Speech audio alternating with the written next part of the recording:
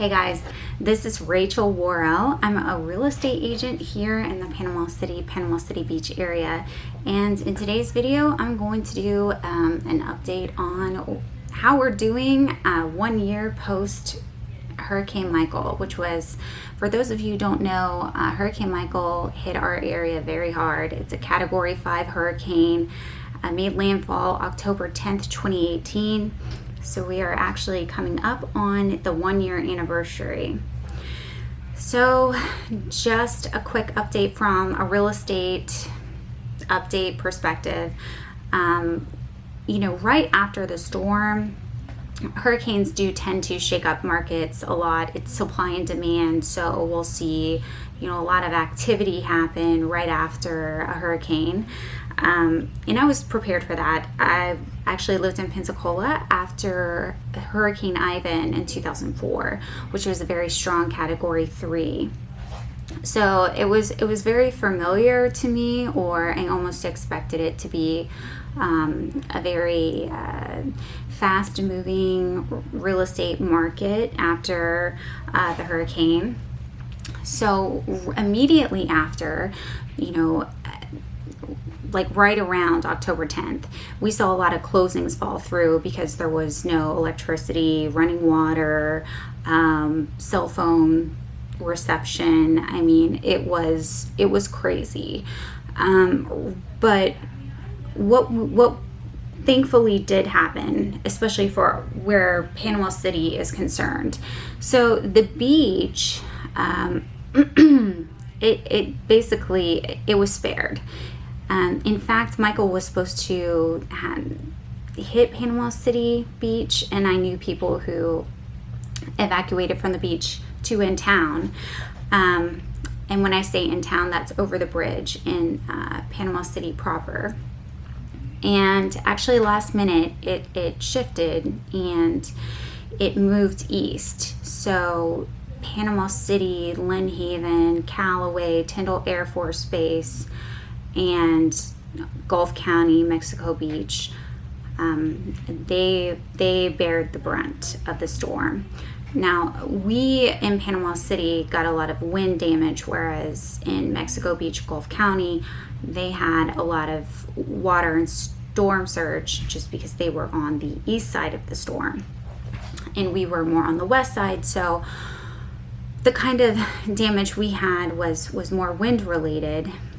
Trees falling, people, buildings just getting blown down just from the sheer force of the wind, 150 mile an hour wind plus. It was crazy. One of the blessings of the storm was that it happened during the day, and it was a very fast moving storm. So really it only lasted for about 3 hours, thank goodness, because by the time it was over, especially in town, it was terrifying to see the damage that the storm had caused. So what did this do to the real estate market? So I'll tell you, Panama City Beach, since it was spared from most of the damage of the storm, the inventory was already low before Hurricane Michael. And it became even lower because Panama City, people from Panama City that lost their homes or needed places to stay actually had somewhere to go to. And myself included, I lived on the beach for about 10 months. My family and I, we went from condo to condo and lived in condos while our home was being repaired. And I know neighbors, I have neighbors that are actually still living on the beach right now because their homes haven't been repaired or rebuilt. So this definitely ignited the real estate market in our area. Another thing we saw is, in Panama City and in the Lynn Haven, Callaway area, homes were selling that had roofs and that were livable. They were selling, insanely quickly. Days on market is 0, 1, 2, 3 days on market, and it's a supply and demand market. So when supply is low and demand is high, we just saw homes moving very fast, especially in town, in Panama City and in Lynn Haven, and also on the beach, because people needed places to live, people needed places to stay, out-of-town contractors needed places to live while they helped us rebuild in town.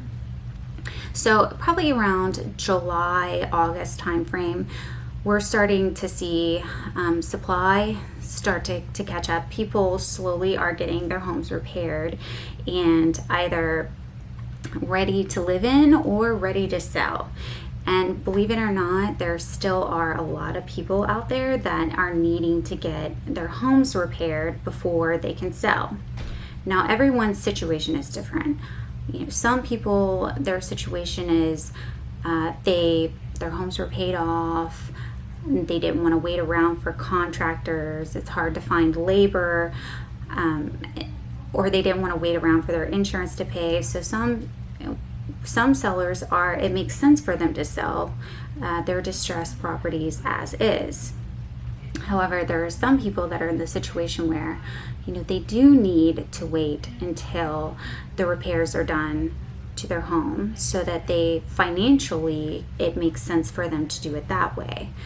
So it really just depends on a seller's situation as to whether or not they're wanting to sell. So we've just seen a lot of, homes that are distressed properties hit the market, then they'll get repaired and put back on the market. There are definitely some positives to having a hurricane as stressful and as devastating and as painful as it can be. The good things that come from the hurricane is that when we have new construction homes built, they're built up to hurricane code, today's hurricane codes, so they're built even stronger.